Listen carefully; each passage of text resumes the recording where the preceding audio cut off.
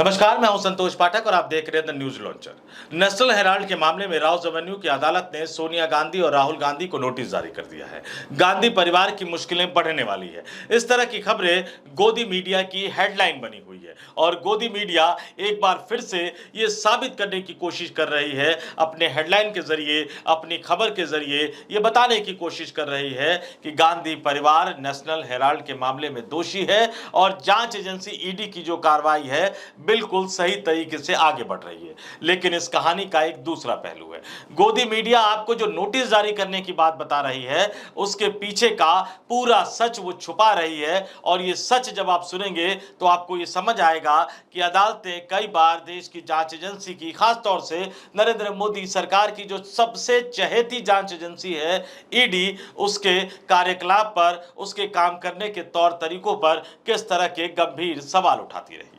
National Herald मामले में जैसे ही हमने देखा कि राहुल गांधी की राजनीतिक सक्रियता बढ़ी, कांग्रेस को मजबूत करने का उन्होंने अभियान शुरू कर दिया, बीजेपी के स्लीपर सेल और बीजेपी के एजेंट को उन्होंने कांग्रेस पार्टी से निकालने का एक तरह से आह्वान कर दिया। गुजरात में पार्टी का राष्ट्रीय अधिवेशन हुआ, गुजरात में जाकर भारतीय जनता पार्टी को हराने की बात कही। उन्होंने गुजरात से लेकर बिहार तक कांग्रेस पार्टी को मजबूत करना शुरू कर दिया और अगले साल जिन राज्यों में विधानसभा का चुनाव है वहां भी कांग्रेस पार्टी को मजबूत बनाने का अभियान एक तरह से शुरू कर दिया। तो अचानक इस बीच खबर आ जाती है कि जांच एजेंसी ईडी ने नेशनल हेराल्ड के मामले में चार्जशीट दायर कर दी है। लेकिन उस चार्जशीट में किस तरह की कमियां हैं, उस चार्जशीट पर किस तरह से अदालत और किस तरह से जज सवाल उठा रहे हैं, ये आप सुनेंगे तो चौंक जाएंगे कि आखिर जांच एजेंसी इस तरह से कैसे काम कर सकती है। और उस पर जो आरोप विपक्षी राजनीतिक दल लगाते रहे हैं कि वो विपक्षी राजनेताओं को फंसाने का काम करती रही है, क्या वाकई इस तरह के आरोपों में कुछ सच्चाई है?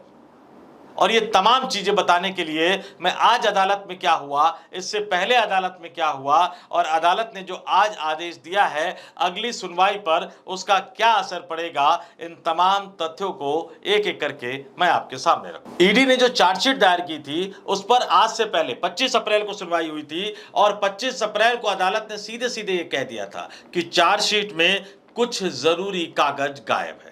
यानी इतनी जल्दबाजी थी जांच एजेंसी को कि चार्जशीट दायर कर दी गई, लेकिन उसमें से कई जरूरी कागज गायब थे और अदालत ने 25 अप्रैल की सुनवाई में ईडी को कहा था कि उन कागजों को वो अदालत में जमा करवाए। फिर आज जब सुनवाई हुई तो जांच एजेंसी ईडी राहुल गांधी, सोनिया गांधी और अन्य आरोपियों को समन भेजना चाहती थी, लेकिन अदालत ने, राउज एवेन्यू कोर्ट ने सीधे सीधे कह दिया कि जो आरोपी है उनका पक्ष जाने बिना अदालत आगे नहीं बढ़ सकती। तो राउज कोर्ट ने इस मामले में सोनिया गांधी, राहुल गांधी और सैम पित्रोदा समेत 5 लोगों को नोटिस जारी कर दिया है। यह खबर गोदी मीडिया बता रहा है, लेकिन यह नहीं बता रहा कि समन जारी करने से इंकार कर दिया, यह नहीं बता रहा कि तथ्यों पर, मेरिट के आधार पर इस चार्जशीट पर आगे सुनवाई की जाएगी या नहीं की जाएगी, यह अगली सुनवाई में जो कि 8 मई को होगी उसमें तय की जाएगी। यानी आधा सच आधा झूठ। अब आगे बता देते हैं कि क्या क्या कहा अदालत। राउज एवेन्यू की अदालत ने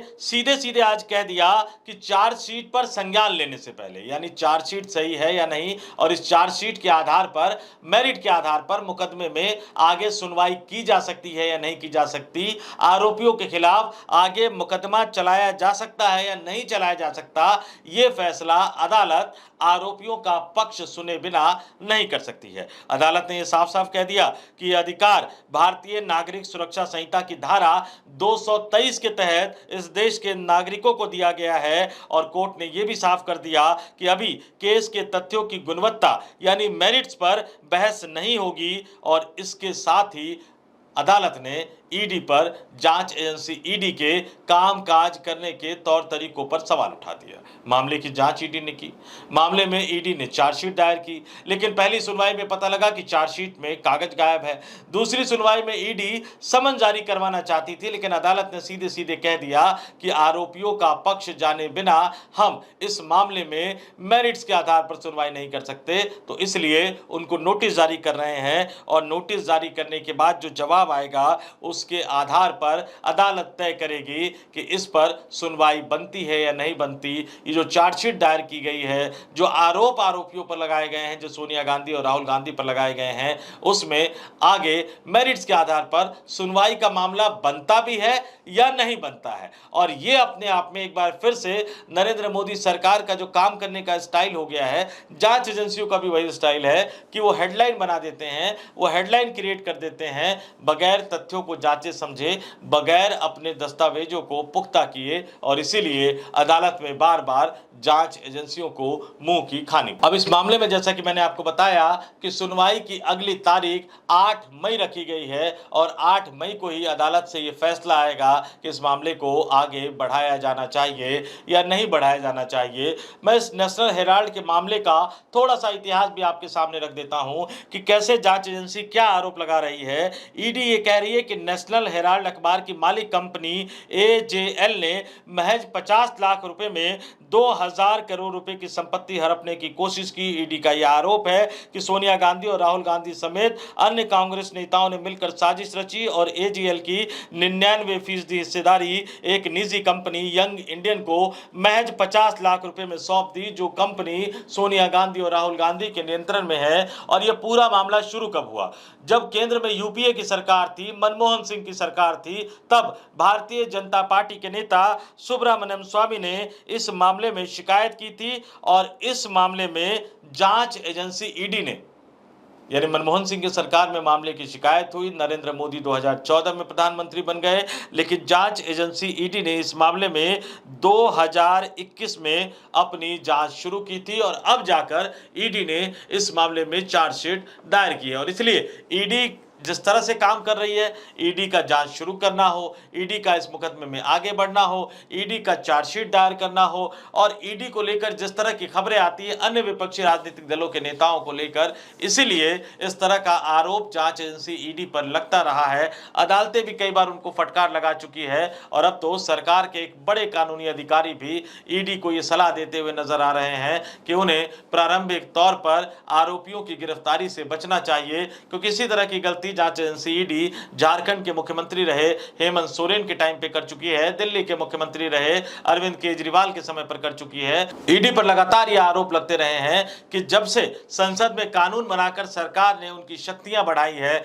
उसके बाद से वो अपनी इन शक्तियों का बेजा इस्तेमाल विपक्षी राजनीतिक दलों के नेताओं पर ही कर रही है। तो अब ये देखना होगा कि अगली सुनवाई जो 8 मई को होगी, आज जो नोटिस जारी किया गया, उस नोटिस के जवाब में किस तरह के तर्कों के साथ सोनिया गांधी, राहुल गांधी और अन्य आरोपी सामने आते हैं। जिस तरह के आरोप वो केंद्र की नरेंद्र मोदी सरकार पर पब्लिकली लगाया करते हैं, प्रेस कॉन्फ्रेंस के जरिए, अपने बयानों के जरिए, उन तथ्यों को, उन सबूतों को, उन आंकड़ों को वो अदालत के सामने जब प्रस्तुत करेंगे, अदालत के सामने जब अपने पक्ष में तर्कों को सामने रखेंगे और जांच एजेंसी ईडी द्वारा बताए जा रहे तथ्यों को खारिज करते हुए, उसको झूठा बताते हुए उन तथ्यों को सामने रखेंगे जिन तथ्यों के सहारे कांग्रेस पार्टी ये दावा करती रही है कि उन्होंने इस पूरे सौदे में, इस पूरे डील में किसी भी कानून का उल्लंघन नहीं किया, किसी भी नियम का उल्लंघन नहीं किया, तो फिर ये घोटाला कैसे हुआ? तो अब सबकी नजरें 8 मई को राउज एवेन्यू कोर्ट पर बनी रहेगी